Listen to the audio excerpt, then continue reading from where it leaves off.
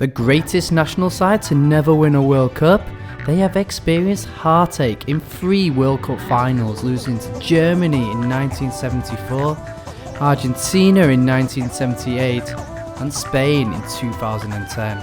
They have had a host of legends amongst their ranks, from Van Persie to Bergkamp to the late great Johan Cruyff and the magnificent Marco van Basten. It's hard to argue against this question. It was time for a new crop of players to make their mark and write themselves into history. Their campaign got off to a bad start as Weghorst picked up an injury before a ball was even kicked.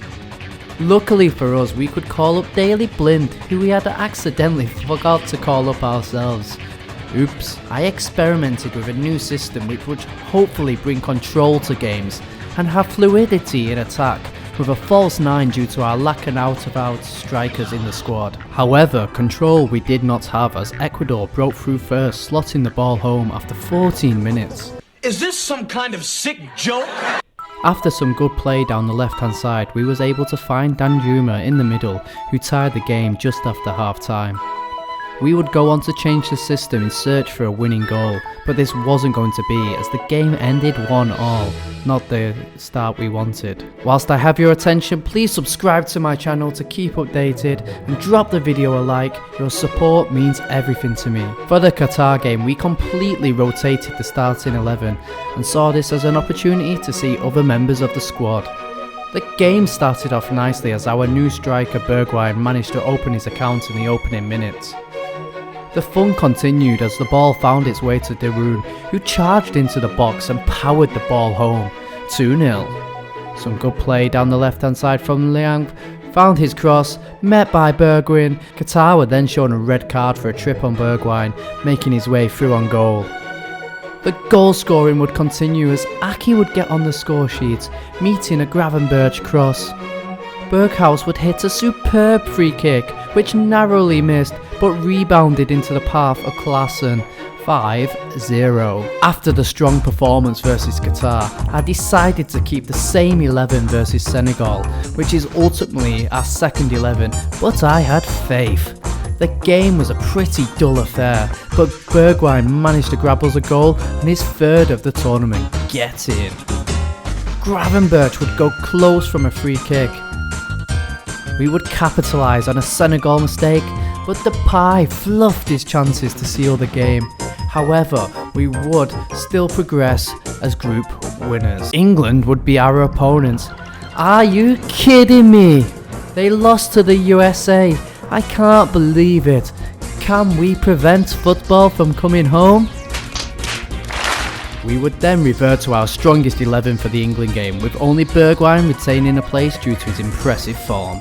The game would start awfully as a pass was played straight through our defence and Bellingham was there to smash the ball home, 1-0 to England. The England pressure would continue as we struggled to cope with their blissful attacks. Rashford would be denied by Bilio and then would somehow fail to convert the open goal. Agonisingly close for the Three Lions. We are sweating here. Now it was time for our first attack. Dumfries would find Bergwijn, who plays the ball across for Gakpo. Goal! Get in there. Oh no, VAR, here it comes. No goal. God! England knocking the ball around nicely. Another lob ball to Rashford. Over the keeper. Off the bar. Let off for Holland there.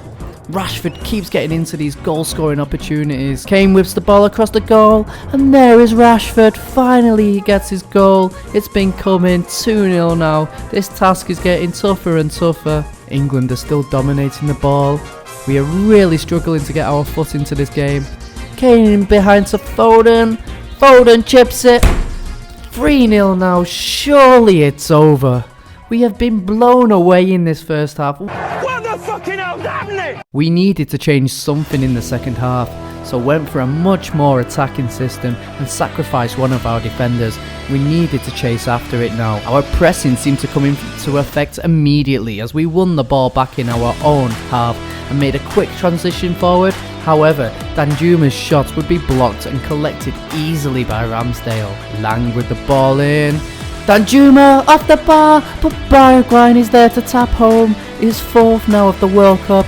Let's go, 10 minutes left. He licked with a big kick forward. What can we do here? Lang with the ball out wide, another cross, and Gravenberch with the header. The subs combine. 3-2 now, game on after 90 minutes.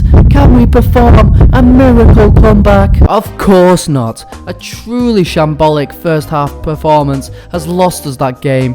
We deserved the L and another tournament of Dutch heartache and misery.